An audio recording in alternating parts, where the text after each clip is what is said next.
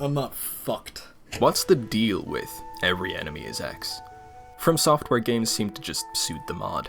I'm not eloquent enough to tell you why, but allow me to elaborate with a story that has nothing to do with anything. Me, loves puzzles.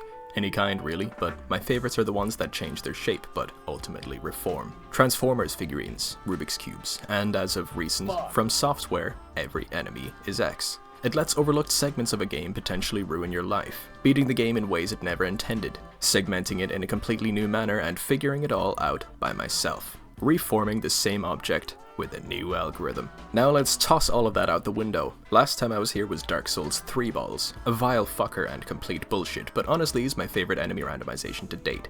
It gave me banger problems, one after the other, but this is unholy. I'll go on my rant while you watch me try making it to the first bonfire. Midir is most people's final boss in Dark Souls 3 for several reasons. He's the biggest enemy, and it's not even close. He has the most damage, and it's not even close. He has the most range, and it's not even close. He has the most HP, and while close, still does not compare. Further world records are having the most screen shake, flashbang effects, fire effects, loudest sound effects, and is also my favorite boss in Dark Souls 3, and it's not even close. Gale is the best, but this is brilliant. That nuke laser just makes me twitch. In the previous video I touched on the end-all be-all of each run. For this video, Midir himself is the bane of my sanity. At first it was Gaping Dragon's charge attack, but unlike Gaping Dragon, his head does not take more damage here due to the randomizer. Then it was Fire Breath, and Tail Swipes, and Smashing Me, and so on. But at some point I became aware of the nuke laser, My favorite thing has become the ruination of my entire life. It has an audio tell and the biggest telegraph in history. I have neither of those in this context. It insta-kills because the iframes need to be perfect, and you need to vacate the area after the fact. With that said, and 20 minutes of game time later, the video actually begins. Within 20 seconds of getting that bonfire, I was able to roll up a Udex. As it happens, I sight-read the optimal route, because it seemed like it was the path of least resistance. That is because the optimal route is the path of least resistance. First I roll off the side, peeling this gecko off my fridge and throwing him into the abyss. Repeat for the next one and then roll spam to the boss fight. The only reason this worked on the first try is because I just so happened to roll a perfect RNG pattern. This run, as you will see, boils down to the infinite monkey theorem. What is immediately obvious once Udex Gun Midir gets out of his recliner is that I will not be using my weapon for this run. Even if I wanted to, it would be a total waste of my time, because his friends all do damage to him with every attack they do, including melee. I get swiped, which is obviously a one-shot, even though I scaled the enemies. For once, this does not matter in the slightest. I am also lying. I assumed that I would only need a couple Midirs to do the job, so I let them kill each other while I tried ripping my toenail off. I wish I was joking. This accomplishes nothing, since everything around the boss room is idle until I pull up. Genius. I make it in anyway, learning this time around that Midir always does a charge attack upon waking up, but only if he was either idle or in his sleeping animation. If, for example, an enemy is on patrol, then he will make use of the entire moveset as his first action. On the one hand, this will one-shot me, so dodging through the middle is risky, but on the other, my plan of baiting him into the doorway worked perfectly. In this position, he's basically stuck inside a Cherenkov microwave and instantly starts getting cooked. He takes the bait, and pointlessly sprays his stationary attack while he gets a laser anus surgery. It only took 2 tries, but I got lucky. Right as Gun Midir dies though, I get splashed by a bullshit AoE from a laser. If I had rolled only slightly to the left, or died half a second later, he would have been beaten. What I did not know about the nuke lasers is that they are barely an attack. They are an environmental hazard, not based on line of sight, not a projectile or a stream or a weapon or whatever. They are a node based solely on my coordinates. They also do damage in a straight line between that coordinate and Midir's mouth. Of course, this is neutralized by a well-timed dodge roll, and vacating for the AoE. Thing is, I can't see or hear this.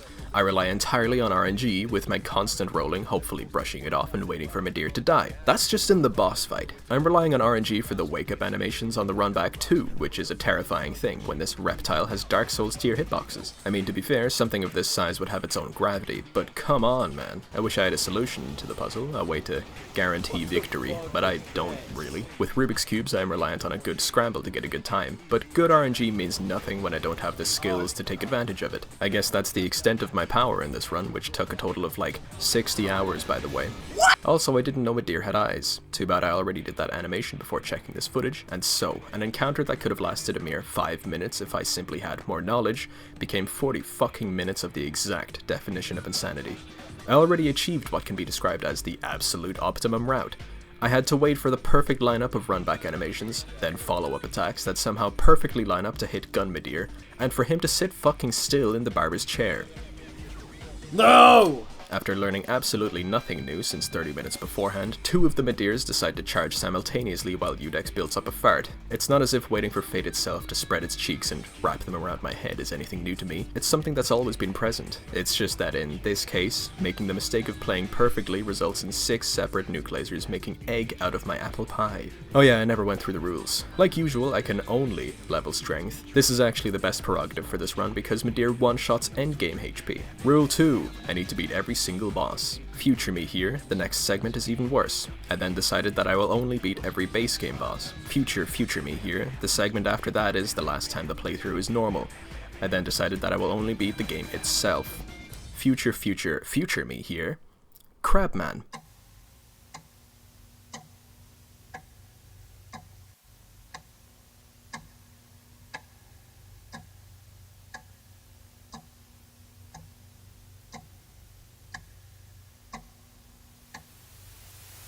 High Wall of Lothric is the most disappointing thing since my son. As soon as I spawn in, my PC explodes, my monitor explodes, and my eardrums pop with such ferocity that I perform my own laser attack that annihilates the nearby industrial estate. All I can do is flop around like a goddamn fish, waiting for the tsunami deer to subside. Spoiler, it never does. At the top of the stairs, the left rampart detonates. At the bottom of the stairs, the right rampart follows suit. It's here that I learn of a second bullshit attack that doesn't even hit the tower but goes straight through into my rectal. It is also abundantly clear by now that all of Midir's attacks do not have collision.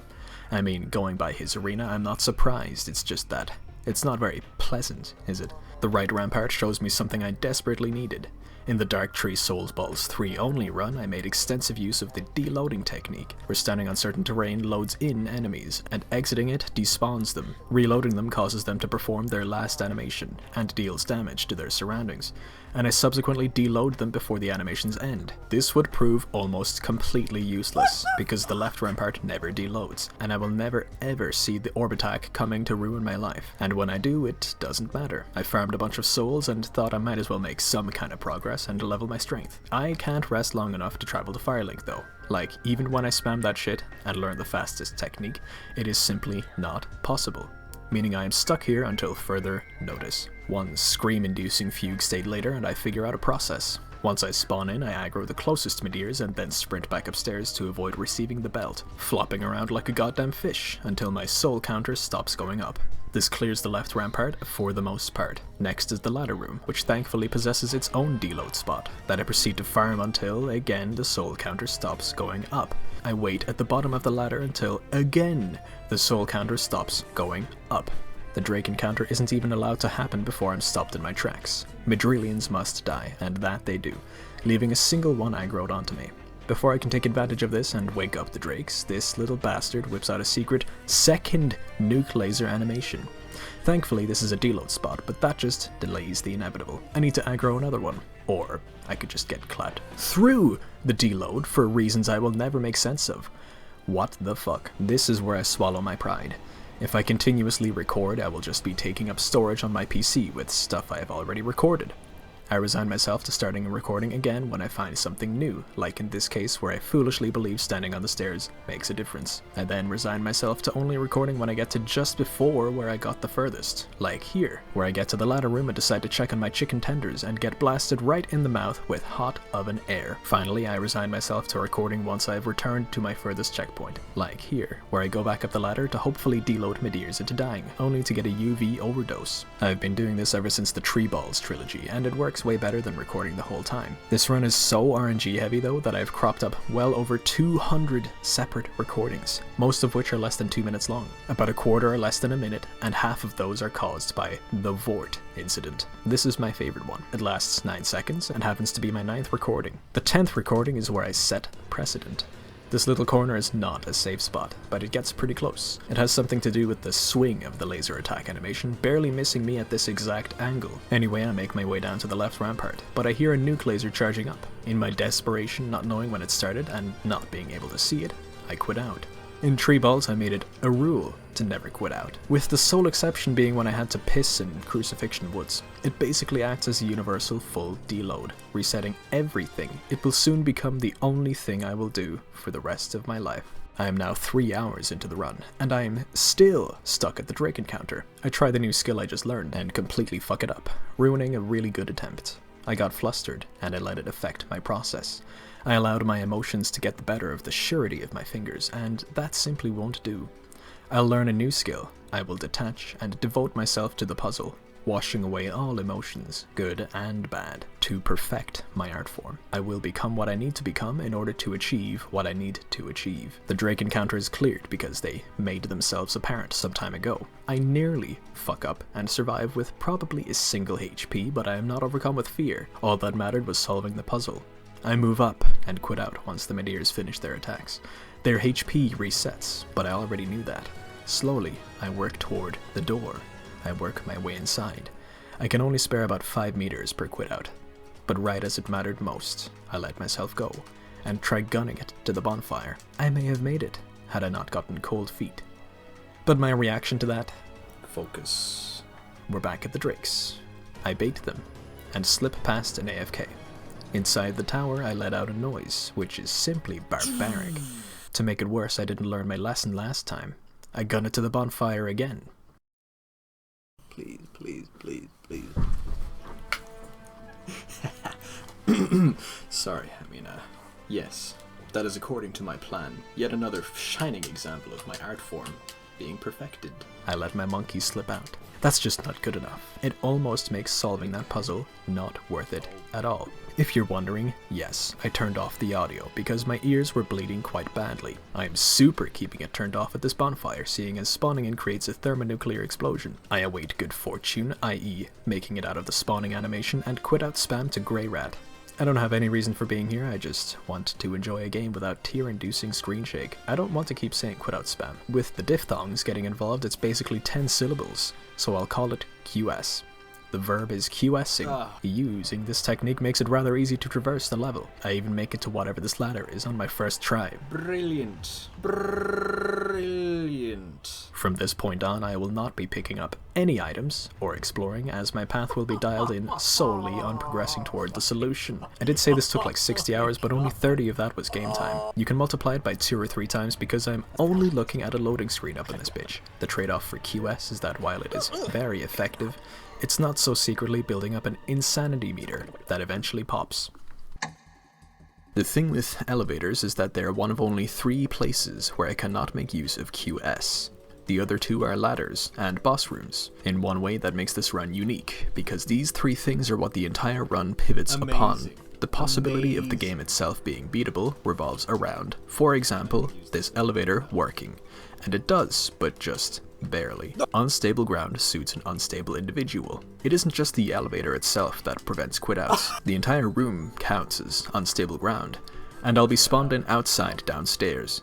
Truly a test of my patience, but at this point nothing will ever test me again. My sword stayed true. Now I just need to respawn at the correct bonfire. This one is totally dysfunctional, which I can relate to, but I really need to get the fuck out of here. Do I even have a homeward bone? Oh my god, I don't even need it. The next 20 minutes were constituted of me very slowly coming around to the fact that deload spamming, which I will call DS, I think, does not work. Waiting for everything to die does not work. Rushing through does not work. Actually, it does. I just need to QS the whole fucking time. Yes, I need to QS 4 to 5 times just to make it to the elevator. The elevator that is now way less possible now that everything is alive upstairs. That much is feasible. Fuck. I made it down though. It's possible to make it down the fucking elevator. QSing down the stairs is easy money. QSing to the ledge too, right before Vordt. Make sure to jump off the side like a spanner. For eons I grind. What the fuck? I fell through the fucking elevator. This whole time I am perfecting a total apathetic disposition, and about 4 minutes later the previous clip it hoves into view is the Vordt boss room. Please forgive my indiscreet monkey hooting.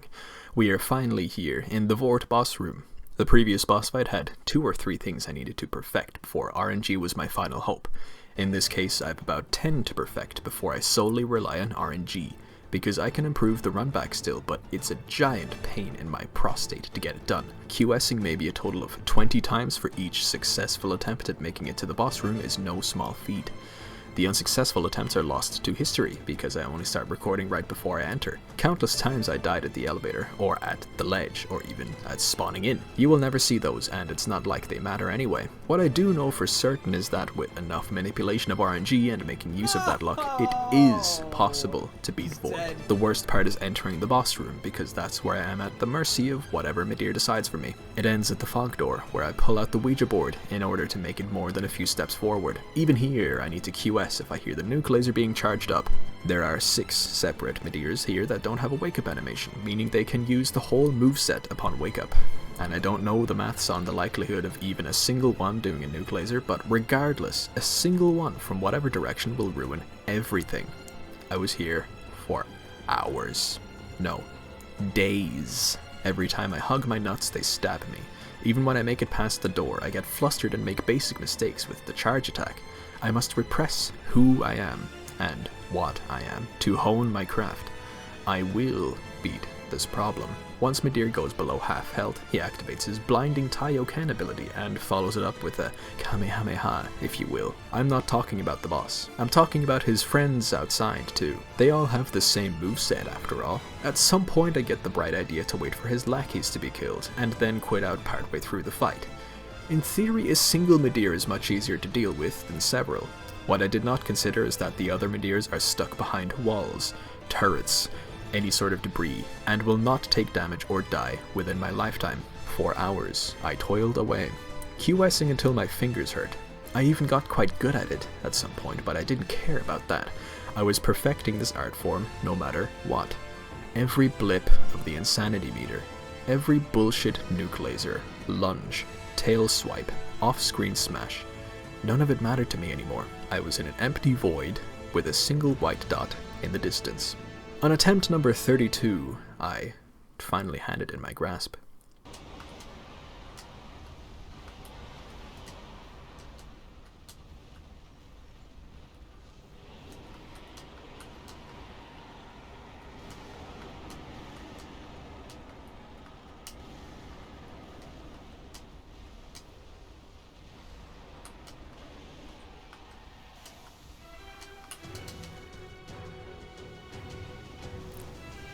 It didn't matter. My sole focus was to overcome this. There was no room for thought anymore. Hi, elevator. Over and over, Another one? and over, and over, and over, and over, and over, and over, and over, and over. I kept going. I kept my cool.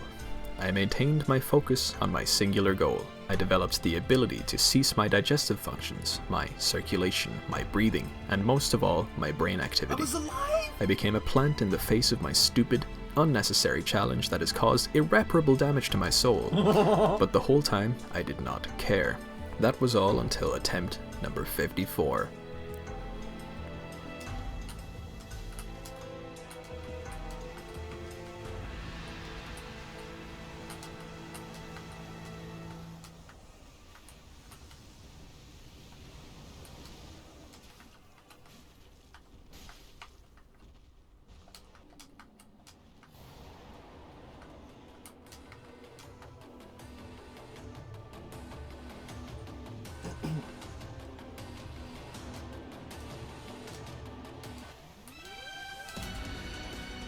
I got flustered. The other Midirs died, and I went for the melee. That'll be a good one. Had Midir not aimed directly beneath his tail, had I attacked maybe 2 or 3 more times, had I not slipped up for a millisecond, I would have done it right then and there. To be fair, I didn't know he could incinerate his own genitalia, but maybe that's also on me. Was this still worth doing?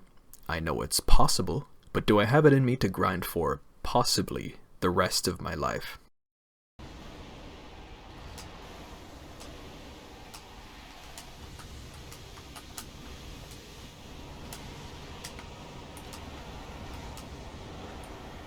Oh shit.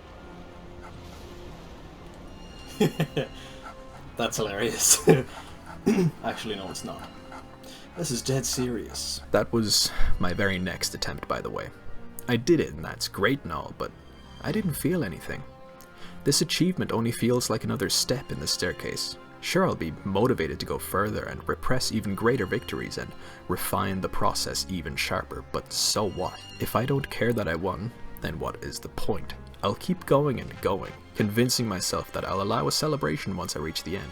But there is no end, is there? Is climbing this peak worth losing what makes me human? The most painful losses mean nothing, but the wins mean just as little now. At this point though, I may as well keep treading the path to perfection.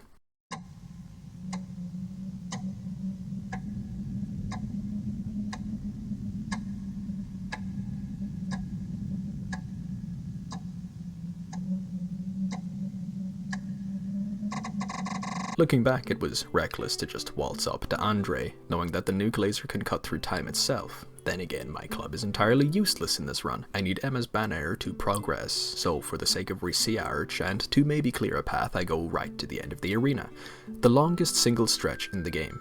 I confirmed for absolute certain that the nuke laser indeed does not function on LOS, and even if its range was null at this distance, nowhere else in the game can put this much space between me and him. I don't even need QS to get to Emma, even though that is absolutely the only way to get there for certain. I am just desperate at this point to avoid QS as much as possible. While I was here, I gave Dancer a look. For some reason the HP is scaled more than the damage, meaning there are not enough Midirs outside to do the legwork, meaning I have to do the majority of the fight myself with 2 or 3 survivors outside that do nothing to benefit me. I can't wait. That's gonna suck. Undead settlement is exactly as you could expect of it. Sounds amazing. An ocean of madness. I spent like 10 minutes pointlessly searching for safe spots, but I got some more research material in the process.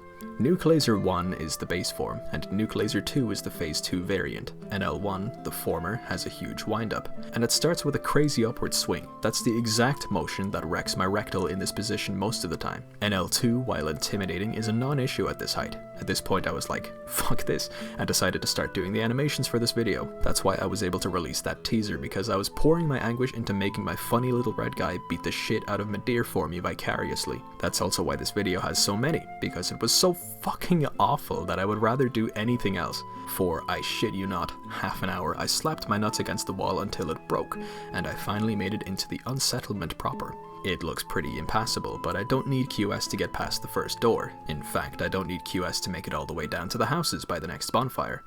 Of course, that's exactly what I do after a certain point, but the Vordt incident traumatized me quite badly. That boss alone got me at least 1,000 quit outs. I'm edging between wanting and not wanting to care, but for now I think it's best I don't start in the area best described as brown.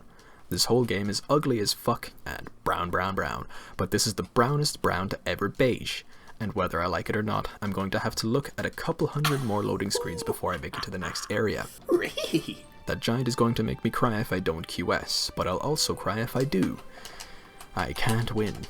Thank you. That was so cool of you to do. Thank you for pushing me all the way fucking over there, man.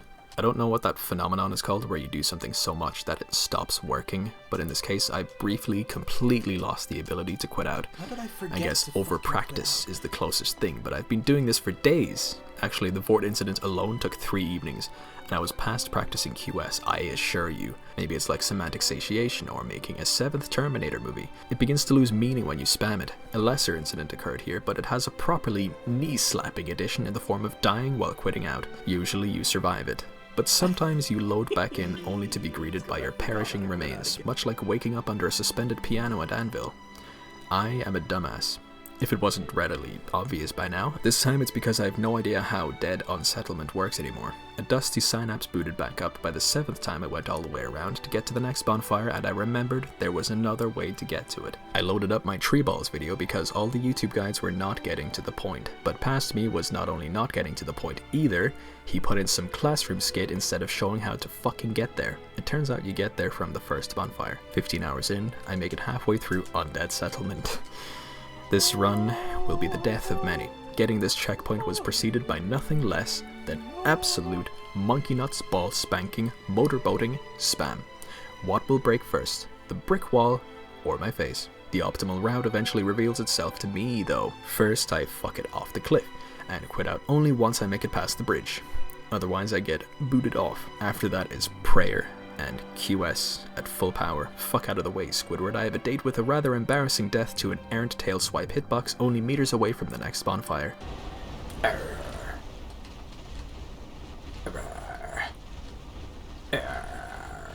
I ask you to recall what needs to be done to get to this exact point, and will allow exactly one laughter in exchange for watching me cream it once more. I will allow a second laughter for missing the bonfire with my camera and then forgetting how to QS yet again. But make it I do, and QS I follow up with, are you having fun yet? Because for past me here, I was no longer the only person using my brain anymore. I was very close to popping. Road of Sacrifices again proves to be the least interesting thing ever. The most interesting part is me getting nuzzled and glomped into the next area. At least it isn't beige. I'm gonna see what the audio is like. Crucifixion Woods was certainly one of the more significant incidents in the Woodballs run, for obvious reasons. Every single enemy loads at exactly the same time as soon as you cross this exact threshold. That's fine for tree balls. Actually, no, it wasn't at all. But Midir can only spell chaos. Actually, it won't. Yes, I spent a couple hours here, but the bar is extremely low. What I had to do here was, for once, not QS. That's now my criteria for a good time. Instead, I will be DSing, which is a lot more engaging in the way that pretending to jump into oncoming traffic is more engaging than vibrating on the roadside. While we're doing comparisons, QS would be repeatedly opening and closing a door in front of everyone you hate, while DS would be running in and out until your neck breaks, which does actually sound like fun. Oh yeah, the run. This part can be distilled down to a rock. Roll spam back and forth on this terrain until everything is dead. I can't do anything about random nuke lasers, and honestly it's kind of reassuring, knowing that I can't do anything about being ionized. I stop recording because why the fuck would I continue to record this? On attempts that go well, I relapse into my QS dependence and shift my intentions from going down that ladder to absolutely annihilating these poor fuckers with every single nuke laser ever of all time. Calling back to ladders and unstable ground, this ladder is enormous. It's so long that it is capable of getting me cut cleanly in half down the middle by whoever has made their home in the poo swamp downstairs. I already know this, so I'm like, what if I wait for everything down there to die? Oh, alright, yeah, that's not happening, is it? Once I get there, I decided it was best to just toss myself down the ladder, but my theory proved 100% correct this time. It even played out 1-to-1 in my vision as it did in practice. I tell you what, incessant QS when the game is like this made my room extremely hot, and everything tastes like copper these days. As you could likely tell, my audio is once again turned off because fuck you, and that makes it hard to tell when Midir is doing a nuke laser. Why I didn't turn my audio back on when I was waiting for it can only be forgiven by the fact that I could sometimes see it happening. Then again, that's just the guy I can see. There are others, you nitwit. I'm talking to past me there, my apologies. One definition of insanity later, and I decided to actually use the thing between my ears for once. Here's my theory. Aim over this way.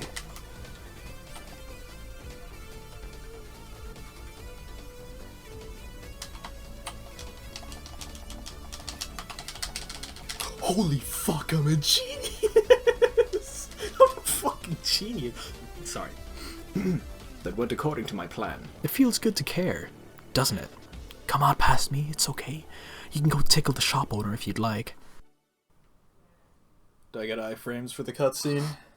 I really have no description for Farron Keep other than this. You know what, past me? Turn on the audio for a second. Play a little montage of the noise machine. That's all you get, though. Dark souls.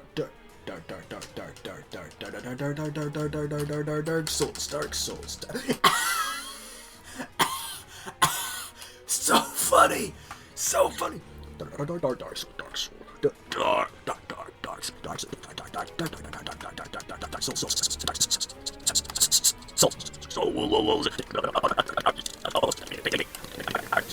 The one good thing about Farron Keep is that it is loaded with trees, and you can only roll like a single time anyway before the sex pest grooves descend upon your Neptune. Certain paths are totally devoid of enemies, other spots explode upon spawning in. So it all works out mostly. Also, I QS'd in and around 5 midrillion times, so what the arsing hell would I have to show you? Losing myself and who I am by removing myself and who I am is worth it. At least it seemed. The whole area was going the path of least resistance. Like water, finding the path of least resistance, not by power of deduction or reasoning, but by my own cursed logic. It's reasonable to genetically engineer plants to make giant fruits that only benefit us humans. But it's completely illogical from a biological standpoint. It's logical for the unconscious body to select a suspicious organ and use its broadside immune parlance to eliminate it, though it's completely unreasonable, I think. The latter is what I must utilize. I must erase my conscious mind and remain seated in a flow state, pulling the reins of my ever-shifting reasoning, as it will only get in the way of this logic. Well, that's what I have been utilizing, and it is exhausting, me tell you. Here, have one more montage of terrible audio.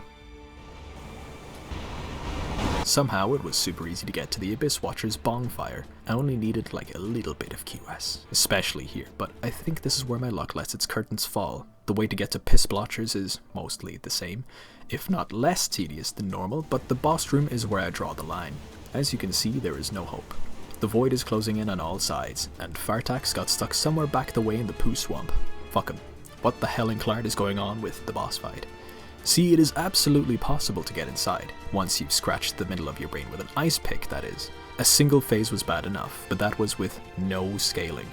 I now have to manage 2 phases, scaled up HP-wise, not damage-wise, with seemingly infinite enemies repeatedly topping my gun from behind. And worst case scenario, I make use of my unupgraded Great Club that I got a little while back because I haven't been able to pick up any Titanite shards, so I try Dancer instead. It goes about as well as you can imagine. So I try Crystal Sage instead, from the latter side. It goes about as well as you can imagine. From a different angle, I acquire the central bonfire of the area. This is what it sounds like to spawn in here.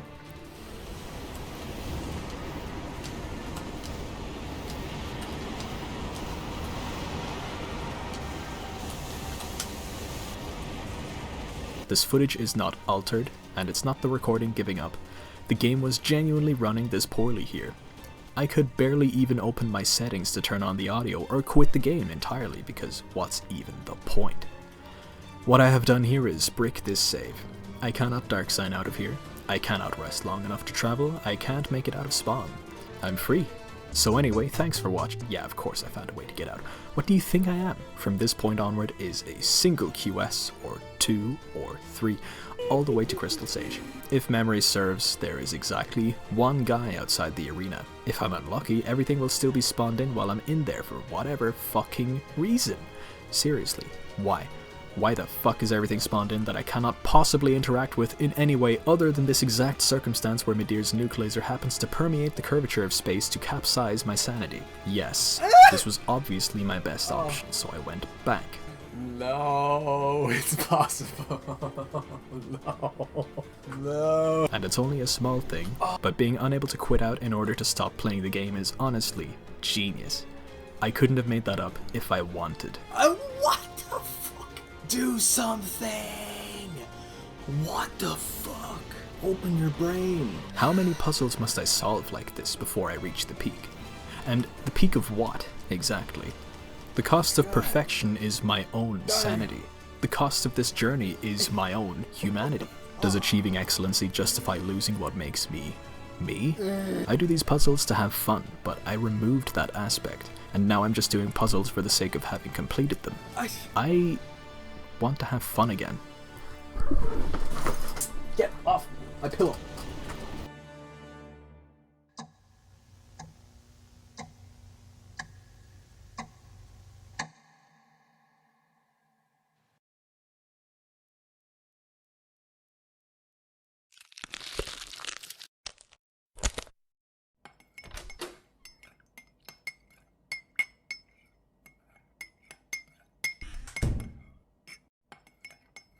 The Vordt incident was the absolute best circumstance I could ask for when it came to grinding the RNG of a boss fight, even though there were at least 6 outsiders doing their damnedest to turn me into ozone at every opportunity. They were all shooting through the fog door for the most part, and Vordt Deer's HP was negligible. Even so, it took multiple days and over 50 attempts. Abyss Watchers was two phases of a scaled up frog with a pre-recession light show as morally bankrupt support. Crystal Sage wasn't as scaled, but the stage lighting came at me from all sides and required QS to the nth degree. Midancer was much the same except with endgame scaling. This prospect was far too much for the human mind to comprehend, and I ultimately never did, both because I refused to even try weighing it up, and because there was no way for my fleshy hardware to process this abominable product of human software. So I decided instead to completely lose my shit. I was done. The video's format has already gone from "I will beat every boss" to "I'll just beat the game" to "Is this even remotely possible?" So far, yes, it is certainly possible to beat Dark Souls 3 to this point at the cost of having to destroy your liver with antipsychotics. But now the video is a review, a study at an area by area basis of how much of Dark Souls 3 is possible when everything is Midir. I will do this by any means necessary. The only thing I will divulge about any means is Crabman. With that said, you have already seen the fruits of any means. The stairs right now before Cleansing Chapel shows us the very first case of collision that prevents Midir's nuke laser from penetrating the environment. In fact, this is the only semi-safe farming spot where I can wait for everyone to explode without the use of QS or DS. I wonder how many other examples there are of, oh, never mind. Karthus is an even better farming spot. Upon spawning in, my PC moans with pleasure as a couple dozen Midirs die autonomously, with the entire right side shortcut drop, whatever McCall it thing, being entirely freed up. I can in theory just spam the bonfire and farm to 99 everything, but that would be a fruitless endeavor indeed. Instead, I will accept this newfound insanity and proceed into the duodenum, making sure to avoid being squashed by the rock I ate earlier, only to encounter the— Speaking of QS, that's the only thing I need to do to make it to Cleansing Chapel. I mean, I could have done it at the door, thereby opening it since quitting out opens it up anyway, but who cares? Really? Karthus looks and sounds like how everything has been going so far, so let's light this candle. Let's QS until failure. The reward is the only true safe spot, with decent farming and a bonfire close by. The rock I ate earlier only has the qualities of a rock and possesses no eyes with which to find me, if you compare the bonfire to the appendix and myself to the bacteria that's about to fuck shit up. Not only that, but there is an excellent DS spot right at the junction, allowing me to make absolutely no difference to anything to do with the level, because even a single living Midir makes any level a living hell. My proof is here, where everything has stopped dying and I weasel my way down the wrong tunnel because I'm disoriented and my thinking has become disorganized. Stupidity aside, the level still functions as a level, even though the chapel is a bit suspect. By that I mean Gale's pose. Yeah, shut up. He's asking for it. I don't know how I have never tried finding out, but Gale is seemingly immortal, which would make sense, because imbeciles perform a frontal assault on his southern exit without considering that it could fuck an entire DLC by utterly rinsing the chapel before it even loads in. There is no skill, there is no process, there is just spam rolling from one side of the room to the other. Somehow I remember that quitting out after a certain number have died makes everyone AFK. I think that's a vestige of tree balls. Again, this amazing circumstance allows me to acquire my first Estus shard. That's right, I have not picked up a single item worth anyone's salt until right now. But that's only half the trouble. Grinding this checkpoint is straight up RNG, and I really do not want to QS if I can help it. The thought makes me nauseous. For some reason there's this one dude behind this particular wall that only charges his laser nuke. Why? I shit you not, every time I tried to deload, bonfire reset, or even quit out, this weirdo thinks his little shtick is the funniest thing since sliced bread. I'm very close to ripping my toenail off, which has more to do with the game than you might think. I decide to go on a side quest because, while that sounds like fun, I feel like gaming a bit more. I farm innumerable souls and level up not once, but twice. And I begin my hunt for the heavy gem. QSing in this part of Highwall was like a moth to a mouth, and I really cannot help myself, but it's also very easy. The heavy gem should be right here, but all I get is the dark gem. This means that one of these guys is the crystal lizard that holds the heavy gem, and I'm not about to wake anyone up to catch the bus. It takes about 10 minutes of constantly rolling around, praying for salvation, until I come to the realization that my signature club has not come in handy a single time, and likely never will, because this game is now fun. But reality does not faze me, so I return to Andre to put the heavy gem on my club even though I never acquired it. I cannot explain this. This is followed up by going to Farron Keep for no reason at all. I do not remember what I was intending to do here. Side quest complete. Alright, I was putting motions on the skeleton bridge just across from the swamp. Not entirely certain how possible this is. Will return once it's narratively appropriate to do so, since I've only just gotten to the graveyard, whose possibility I am fully aware of. The graveyard has a unique enemy type. These guys. They are slow and only somewhat annoying, which is why there are a Brazilian of them, and that works just fine. Another cool mechanic is that they infinitely respawn because, duh, Dark Souls is about zombies. You are a zombie and you are in a graveyard. This becomes a latent breakdown of the plank length when these narrow paths are subjected to dragon inflation. Needless to say, random chance is powerless in the face of infinity because nothing will ever line up if it never ends. But if the graveyard is not possible, there's the ladder, right? Unstable ground, bitch. If I could slide up this ladder, I would be pushing my luck, bitch. But I am climbing, bitch. And surrounding me on every conceivable axis is the laser tag club, bitch. And even if they all died, the infinite graveyard will light me up, bitch. So the review for Cathedral of the Deep ends here. In fact, the run ends here.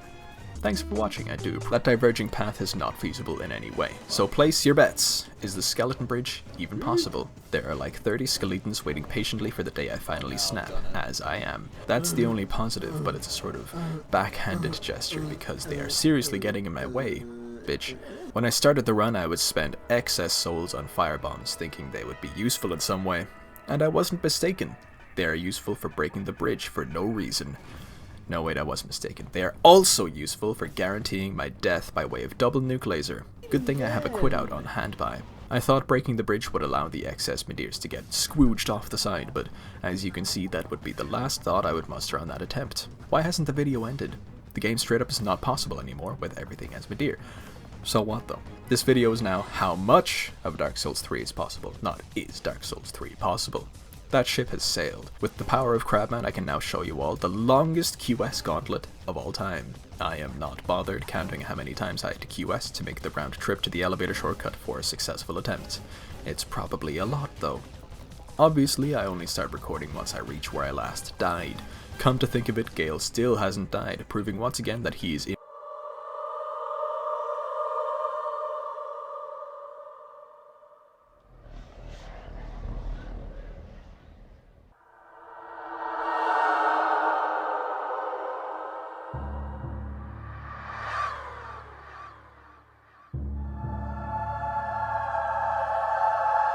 Undead DLC is worth taking a look at just for giggle shits. Yes, this is a no. It would be a totally pointless waste of a padded cell. This entire route with no enemies and at full tilt takes like 5 minutes, so multiply that by 3 or 4 due to the frequency of QS for the successful try, which happens to celebrate a full in-game day in this Twilight Zone scenario. Multiply that number by 2 or 3 for a more accurate reading of the time spent in real life. The second shortcut is a bad case of jamais vu, especially the pit latrine. That's all I have, to be honest. Deacons is up next with no nuke lasers for once, and the scaling is incredibly low. In fact, this is extremely easy, as long as I make it to the fight, but sadly I haven't even been able to practice fighting Midir since I automated that process. The only issue is the runback, which I am so beyond attempting again. With that only in need of a conclusion, let's return to the skeleton bridge for a final showdown. How the fuck can this be beaten? What is known is that there are far too many enemies to break past, and there is nowhere near enough room to dodge both the nuke laser and the AoE follow-up. And not only are they incapable of falling off, but they can bridge the gap with a single lunge maneuver. The solution is QS. Bitch. I whip out my club whenever mucosal membrane starts crushing me and quit out. Unfucking believable. The bridge counts as unstable ground, meaning I can't QS across it, but I can squeeze one in right as I make it across, and spare a few more to assuredly de-aggro everything behind me for yet another fair 1v1 with one Midir. Okay, I say fair because it's just me and him, but this is complete bullshit. The gradient makes it next to impossible to land a successful hit.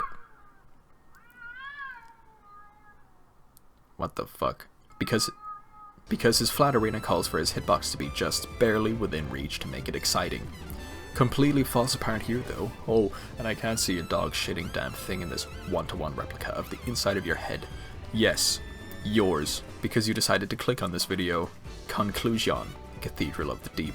is almost impossible to beat within the functions of the run. Almost. The graveyard and shardcut ladder unfortunately cannot be saved even by the typewriter monkeys, because the graveyard has infinitely respawning enemies and the ladder's time requirements are too long to avoid the reptilian space lasers. Karthus, on the other hand, is absolutely possible, and you don't even need that much RNG to do it.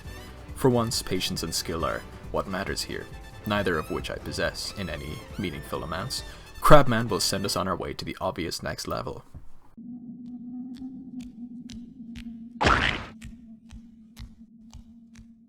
Dragon Slayer armor makes Lothric Castle almost impossible. I say almost because the shortcut elevator is the slowest in the world, but you can always just take the long way around. Am I bothered to do that? What? Are you stupid? As soon as my Dragon Slayer reaches half health, I have the Pilgrim Butterflies to worry about with their super fun projectile AoEs from both sides, as well as a Midir-sized arena containing an entire Mendungus whose Giat takes up the entire screen. Again, technically possible, and I deem it as such, so I am letting Crabman deal with this, and shall be moving on to the premier castle bonfire. At this point I have almost expelled the poisonous perfecting my art form mindset, which is traceable by the amount of QS I resort to every time I encounter a problem. QS is a nearly perfect technique, but there is no fun to be found. Nevertheless, I actually almost make it to the first bonfire by going in raw. I mean, I will probably need a single quit out to actually grab it, but this is progress. Maybe the art form I've been perfecting is enjoying my damn self. I take all of that back. I immediately resort to QS as soon as I grab the bonfire, but for the first time I successfully sight-read the connective tissue up to the Dragon Barracks bonfire. It only took a single onslaught for once. You know, that was a little exciting. I think I'm reaching a balance of how to play the game to the best of my enjoyment. Every living organism is likely in some way convinced that they are themselves, especially primates, in particular monkeys, specifically us, humans. We never developed the ability to knuckle walk, and for that I'm resentful. Instead, my thumb closed in on my foot, straightening my legs and putting my neck beneath my skull. With this shape, my tongue has become articulate, and I have excellent control over my diaphragm. All the better to vibrate my soft tissues at other like-minded apes who believe that they are themselves. They are wrong. We are organisms, and organisms are all their own ships of Theseus. You are not the same organism you were when you were born. Over time, your cells are replaced, even in your brain, although it's slower. The electrical impulses change, the synapses shrink and grow accordingly. For all intents and purposes, you are constantly becoming a new person every millisecond. Your thoughts, feelings, opinions, joys, despairs, everything should be different by that logic. But they are not. Even though the storage device has its components replaced eventually, the data remains the same. How is it that brand new brain cells can act as transmitters for memories that they were not there for? That is what makes the difference.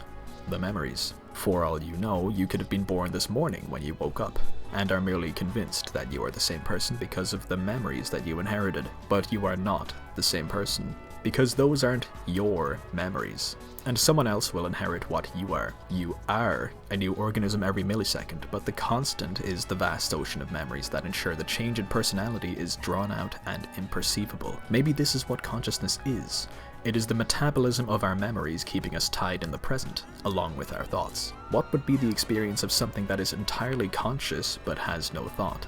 If consciousness is the metabolism of thoughts, then such a thing could not even exist. But that is where you are yet again wrong. There is such a thing that is completely conscious, but does not think or feel. It is whatever being has decided to forego their humanity and strive to perfect their art form. Such a being may as well not exist at all. The heckin' Borkin chunker is well behaved until I seat myself at central Irithyll, where I open my bag of crisps. And as any dog owner can tell you, this causes it to summon its dire wolf ancestry and slices the top of my head clean off with a well-placed tail swipe. It takes a few seconds until my in-game character goes, "Aw, dang! That's not right." I wish there was something clever to say about how I got to the Orshka bonfire, but it really was just another case of the QS. How thrilling. I'm done with this format now. The video is now, can I roll into this tree 7 times? It's harder than it looks, and takes a few minutes to perfect, and one meta-analysis of several interventions crops up the result. No. Nice. Can I roll into this corner 6 times? Damn, only 6 times. Yes, that one was easy. A little quirk of this bonfire is that there are 0 enemies spawned in until suddenly every single enemy in the entirety of Irithyll decides that my CPU should be modified into a makeshift combustion engine. This is how it sounds.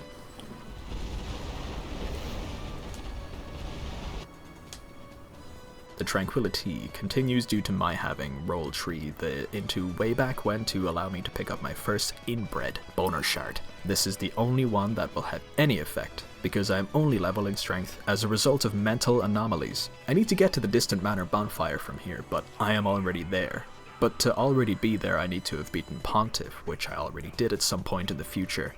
However, I need to beat Pontiff in order to get to the Distant Manor bonfire, which I already got to, as can be seen here where I travel to the Distant Manor bonfire from Pontiff's direction. This little alleyway just before the sewers, that is just before the bridge underpass, that is just before the Distant Manor bonfire, is a lovely little eardrum perforator, if I do say so myself. I didn't stick around to check if it was possible to be annihilated by peripatetic nuke lasers, instead resigning myself to a session of DS to accomplish very little, or quite a bit. I'm not quite sure, since checking how full the sewers are before emptying them would be a good research, and a good researcher I am not. Now, having made it to the Distant Manor bonfire at long last, I use my vast quantity of souls from the sewer farm to level up a whopping 3 times. When I originally came back to Firelink to level up my Estus flask with the bonus shard, I forgot to do that, and only remembered to do that again during the Crabman saga. Next on the hit list is Irithyll Dungeon. Most certainly delicious. Point that snake meat at me. A healthy dose of QS comes first to rev up my engines for something I have been dreading for the entire run. Irithyll Dungeon is already fucked in the base game. It was fucked for tree balls, and I'll have you know that while the first room is mostly not fucked, the rest of it is about as bad as it gets. Initially I thought I was blessed. There's a very useful DS spot right by the bonfire in non-absolute safety. With this 2DS spot, I can theoretically destroy the entire dungeon before ever entering it, and that sounds like a sweet deal to me. I didn't cop it at the time, but right as I spawned in, this guy slips off the roof into the void, the doomed fate of every roofer. This is significant because I foolishly decide to quit out to reset everything in the hopes of an AFK phenomenon like what was seen at the Cleansing Chapel. That guy who slipped off and fell into the void apparently survived the ordeal, and says hi with a halitosis breath blast straight to the sinuses, killing me instantly. Yeah! This little piggy goes and does all of that shimmying again. Has been played the fool again. There's no difference whatsoever between bum rushing B site and carefully and methodically de-essing like a nerd. This little piggy never learns, and let that be a lesson to remain ignorant of the world. So how did I get the elevator? You didn't ask. Well, it all comes down to my instinctive fear of QS by now. It turns out that the jailhouse can be easily thwarted by just running past everything like a maniac, as it usually works out pretty well if you consider that 3DSing at the bonfire got me literally nowhere for 10 times longer. This is all meaningless in the face of that giant section where I am powerless to move posts. The only other issue along the way was when I accidentally kicked my roommate's platform boots and my already iffy toenail came off at the back. Like the front was still on, attached by skin, and the nail broke off where it grows from, and came out like the inverse of that one Squidward scene. I don't know if I'm allowed to show this on YouTube, but here's a censored video of me tearing the damn thing off. I can say with absolute confidence that this was significantly more fun than this run as a whole, and I am not being sarcastic or hyperbolic. This is not a drill. The initial injury and swelling is a different story though. The nerve pain was so bad that my arms were tingling and I begged to get a hot needle shoved through to pop it. All of that was almost as painful as the Vordt incident, looking back, now that I am allowed to acknowledge that trauma for the purgatory that it was. Yorm, in theory, has an isolated arena. No wait, he doesn't, at all, does he? Speaking of boss fights, I still need to beat Pontiff in order to get to the Distant Manor bonfire. I opened the shortcut. Maybe, or something, somewhere. How do I do this again? Pontiff is exactly how one would imagine it to be. On all sides, meaning the entrance, exit, left and right apses, and so on, there is exactly one enemy. This isn't the nicest of circumstances, but maybe in a universe where Shakespeare's Hamlet was written with random inputs, it is possible to avoid any and all damage from these guys. With that said, now factor in the fact that all of Irithyll is aggroed to me. Like, all the way down to the central bonfire, and all of Anor Londo is aggroed onto me too, even with RNG. I have a hard time believing it's even possible, but I guess technically it is. Is getting to Yorm extremely easy? Yes, remarkably so. Is the fight itself technically possible? I mean, I guess it is. But I haven't complained yet, so sit tight. Like usual, the arena is flanked on both sides by tomfoolery, that does next to no damage. Why? Relegate this to grinding my nuts against fate itself, also. Before I derail the entire video, let me answer you this ask. Does Storm Ruler work? No. Why would you even ask that? This is all looking pretty dire, Captain. I have on my plate 2 entire boss fights that are technically possible, but I am just not bothered following through with. Yorm isn't as bad, but that's only because Pontiff is just about the worst circumstance imaginable for a boss room. And what I have to look forward to after that is Anor Londo, which I have now accessed. Honestly, it's not even terrible. This little section with the giants is no bother with QS. It's all fucking QS. I'm sick of it. Anor Londo proper is, for realsies, pretty unreasonable, methinks. All is quiet on this washing machine looking elevator tower stairs right up until I tried playing the game. The Aldrich run back was always going to be hellish, but I wholeheartedly believe that not even RNG can save you here. There is no safety, and QS will only reset everyone's HP. And because nothing ever dies with QS, you physically cannot move forward due to the collision. And it isn't even possible to get to the profaned capital. The whole dungeon is led through a choke point that cannot be avoided. That one tunnel with the rats. Like I said, QS prevents enemies dying, meaning that tiny ass tunnel with like 10 rats will be totally, unequivocally— oh wait, it's not so bad. That's besides the point though. How did I even get into Anor Londo? It all began with a parallel dimension. I have been repeatedly mentioning a so-called Crabman. It felt necessary to create a man with the likeness of a crab because I am allergic to crabs. Much like how consciousness is the metabolism of thought, this Swalo's reality is the metabolism of an adjacent yet untouchable fourth-dimensional Crabman universe. It can be described as the folded version of the unfolded Midir reality, a bit like a tie-dye shirt, or a shadow, or a reflection. A rainbow, if you will. What I mean is that anything that happens in Crabman's realm happens in the Swalo realm. It's causality. To elaborate further and dig my hole deeper, whenever I deemed an area possible or impossible, and thus not worthy of my time, I summoned the Crabman. This is the being that has perfected its art form. A being of pure consciousness, of no thought or remorse. It has the ability to dream without memories or experiences, truly an eldritch monstrosity, and what I believe to be a true projectile. Crabman has only one mission, to use his left and right fist to smash the ever-loving fuck out of any crab that gives itself a name. He is aware that there is thought being had, but is unable to dwell on anything or hate it. To summon the Crabman, I need to be summoned by him. I myself don't have the power to affect his reality, only him changing mine. So he selects a location to dissolve inward and become me, waking me up only after the superior dimension has been altered permanently. That is correct. Everything after part 1 of the video is because Crabman caused it to happen. He did not will it into existence because he is unable to want. Even the impossible graveyard was his doing. A creature of motion, he moves only at top speed and at full power, leaving no room for unnecessary movements because perfect projectiles know no such thing. In the space of an hour, Crabman annihilates his entire reality, including, of course, all the Lords of Cinder. In fact, he went too far. He blew past everything and may have accidentally catalyzed a coup d'etat of Lothric's government while I wasn't watching. Oh no! You missed out on some more QS. Damn! Okay, fine. You get one normal boss fight. I promise this one is real. You deserve it, since you watched this far. Thanks for watching. I do appreciate it.